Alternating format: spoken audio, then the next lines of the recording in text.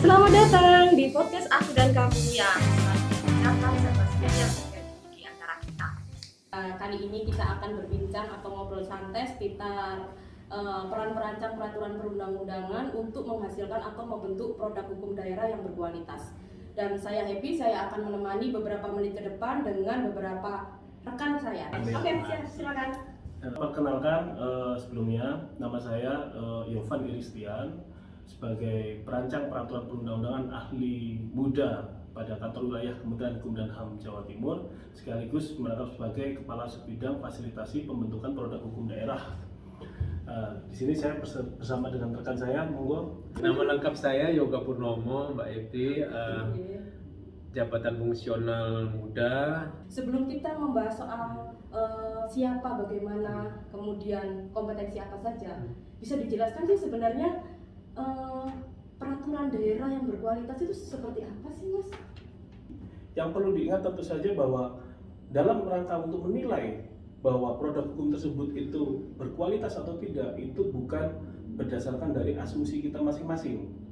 Ada lembaga yudisial tersendiri yang berwenang untuk menguji dan menilai apakah bagaimana bentuk kualitas dari suatu produk hukum, baik undang-undang sampai dengan di tingkat daerah. Nah, apa yang disampaikan Mas Yovan berikut ini itu berkaitan dengan pertanyaan saya selanjutnya sebenarnya, yaitu siapa sih sebenarnya perancang peraturan perundang-undangan dalam konteks yang luas dulu. Itu. Perancang ini sesuai PP 59 laksananya dari pasal 98 tersebut dijelaskan bahwa seorang perancang ini pertama pegawai negeri sipil. Kuncinya adalah pegawai negeri sipil. Kalau tidak ada perancang swasta. Ingat, kuncinya adalah pegawai negeri sipil. Ingat. Diberikan hak dan wewenang secara penuh. Ini secara teori authority. Teori kewenangan adalah merupakan sebuah hak dari pejabat administrasi atau pejabat pemerintah. Posisi itu di pasal 1 ayat 1, posisi di PP 59 2019 itu yang telah diangkat. Ya.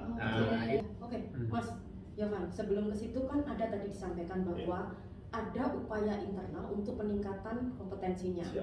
Di antaranya adalah dengan pendalaman materi. Dari aspek praktisi, saya ingin menanyakan kepada Mas Yovan, apakah cara-cara yang sudah dilakukan saat ini itu cukup efektif kemudian? Atau Anda merasa masih ada kebutuhan lain untuk peningkatan kompetensinya? Terkait dengan pendalaman materi yang disampaikan oleh Mas Yovan terkait dengan perancang ini, secara formalitas di lingkungan Kanwil ini memang belum kita temui secara formalitas. Tapi secara informal bisa kita temui sehari-hari. Contohnya Mas Yovan ini memberikan suatu disposisi untuk kita belajar. Kita membuat suatu pembentukan perda, kita membuat suatu naskah akademis di setiap beberapa kabupaten kota. Itu yang membuat kita posisi menjadi keahlian kita itu bisa kita salurkan, kita sampaikan kepada kabupaten kota, bagian hukum atau stakeholder, apa yang menjadi keilmuan kita yang selama 75 hari di tempat ini bisa tersalurkan di daerah. Itu yang pertama. Yang kedua, posisi pendalaman materi ini sebenarnya di kegiatan kita ada forum pendalaman materi. Saya lihat itu sebuah kegiatan yang reguler. Ya, memang korelasinya apa yang disampaikan Mas Yovan ini ada korelasi antara forum pendalaman materi dengan posisi keahlian kita.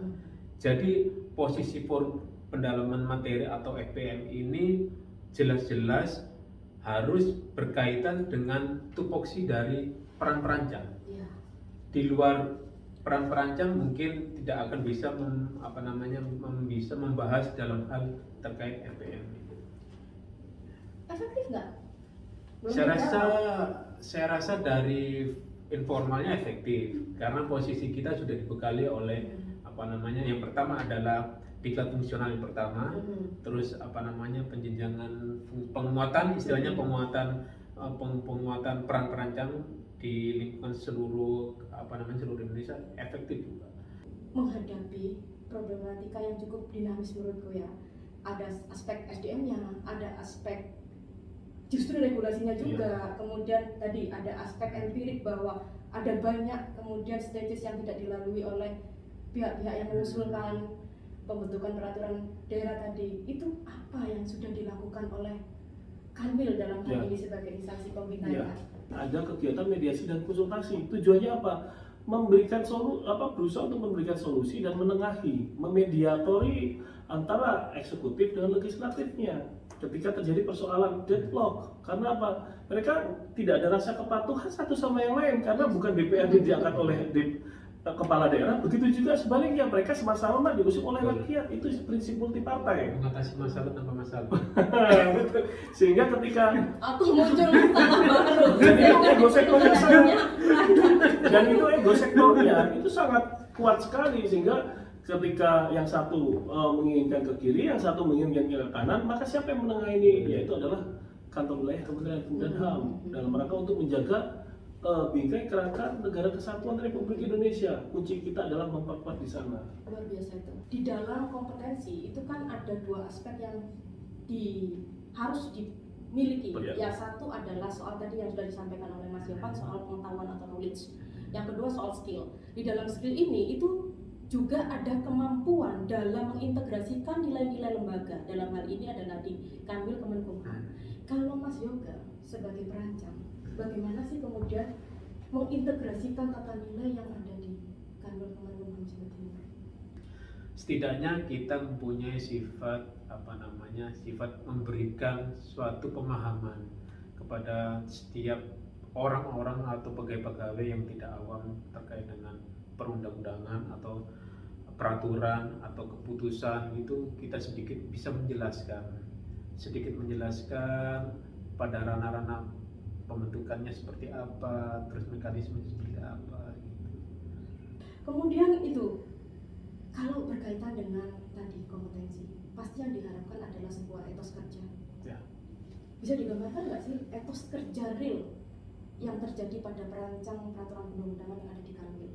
Mampu membuka diri out of the box, artinya di sana mengembangkan kompetensi diri, baik dari sisi melakukan pendidikan, mungkin mengambil sekolah lagi, kuliah lagi, mungkin bisa S2 dan seterusnya. Itu salah satu upaya.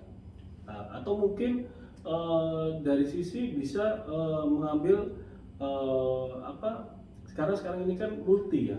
Sekarang ini eranya multi, baik itu interdisipliner, multi talenta, dan di tempat kita itu juga sudah ada Kemenkumham itu terkait dengan manajemen talenta. Jadi disitulah letaknya saat ini itu ada kebijakan pemerintah, pemangkasan birokrasi dan lain-lain. Fungsinya adalah supaya melahirkan sebuah SDM yang betul-betul qualified, dia produktif, sehingga bagaimana ketika melaksanakan suatu pekerjaan tidak lagi satu pegawai itu melaksanakan satu pekerjaan itu saja, tapi kalau bisa itu dua-duanya dikerjakan sekaligus, ya itu dikerjakan. 3 kerjaan sekaligus bisa dikerjakan, yaitu dilaksanakan tanpa mengorbankan salah satu pekerjaan yang lainnya.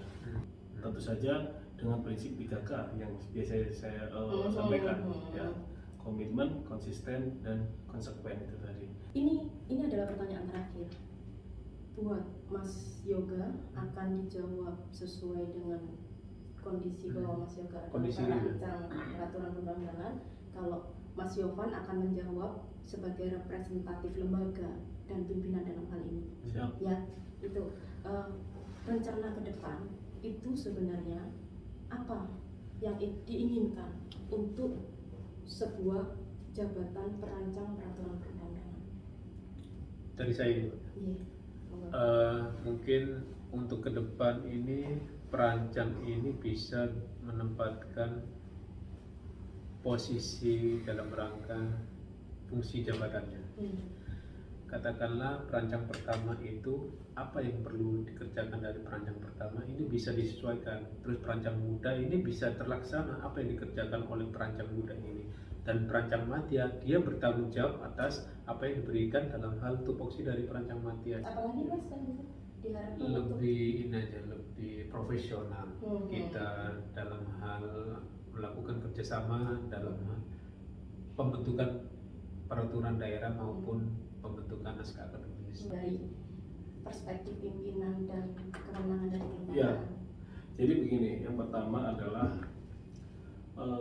peranan profesi perancang itu adalah peranan profesi yang strategis, itu yang perlu diingat, yang dicatat, karena dalam pembentukan suatu hukum itu sendiri ada salah satu campur tangan dari profesi perancang, khususnya peraturan perundang-undangan. Jadi mengingat akan posisinya yang itu sangat signifikan dan sangat strategis, maka perlu kita berikan perhatian secara khusus terkait dengan bagaimana pemberian kebijakan dari instansi pembina, khususnya di tingkat pusat juga, mengenai mekanisme pengaturan bagaimana tata kerja, kode etik dari seorang perancang, maupun mekanisme dalam prosedur ruang lingkup tugasnya di sana. Dari apa yang disampaikan oleh Mas berdua yang luar biasa ini, itu untuk menghasilkan produk hukum daerah yang berkualitas, maka diperlukan perancang peraturan perundang-undangan yang tadi, kalau menurut istilah saya itu punya kompetensi tinggi atau lebih, tidak hanya berkompeten, tapi sesuatu yang lebih. Artinya tadi, kalau dalam redaksionalnya Mas Yovan tadi, inovasi. Artinya dia sudah bisa atau mampu mengeksplorasi diri, baik dari aspek informal atau formal. Jadi ada upaya dari diri sendiri atau dari upaya kelembagaannya secara sistematis, itu akan kemudian bisa memberikan stimulan dalam peningkatan kompetensinya. Tentu saja hal ini juga didukung oleh situasi kerja, budaya kerja, dan juga seluruh stakeholder yang terlibat di dalamnya, bahwa di lapangan masih bertemu dengan kendala-kendala eksternal, maka kita akan membersihkan atau menyelesaikan persoalan-persoalan internal kita. Pemirsa yang mungkin ada pertanyaan ini ya berkaitan dengan persoalan ruang lingkup dunia peraturan perundang-undangan khususnya, ya mungkin bisa ditanyakan atau tulis di kolom komentar yang di bawah ya, bisa ditulis kolom komentar berkaitan dengan apapun itu, mungkin peraturan daerah khususnya karena kami di Jawa Timur, mungkin bisa ditanyakan atau seputar terkait dengan peraturan daerah di lingkungan provinsi Jawa Timur, atau mungkin berkaitan dengan undang-undang seperti halnya yang saat ini yang sedang krusial, yaitu terkait dengan cipta kerja dan lain-lain. Mungkin bisa ditanyakan, kita bisa berdiskusi bagaimana perspektif dari kacamata pandang perancang peraturan perundang-undangan, karena beliau-beliau inilah yang salah satu tenaga teknis fungsional yang menyusun secara langsung peraturan perundang-undangan tersebut. Obrolan kita hari ini tidak berhenti hari ini, dan kemudian kita akan merespon apapun yang disampaikan oleh sahabat-sahabat melalui komen-komentar ini, dan tentu saja kita akan membuat skala prioritas berdasarkan komentar atau respon dari sahabat. Dan tentu saja kita berharap obrolan kali ini itu bermanfaat untuk semua pihak yang menyaksikannya. Terima kasih Mas Yovan, Mas Yoga. Terima kasih Sama-sama. sahabat. Sampai jumpa. Terima kasih Mbak Edi.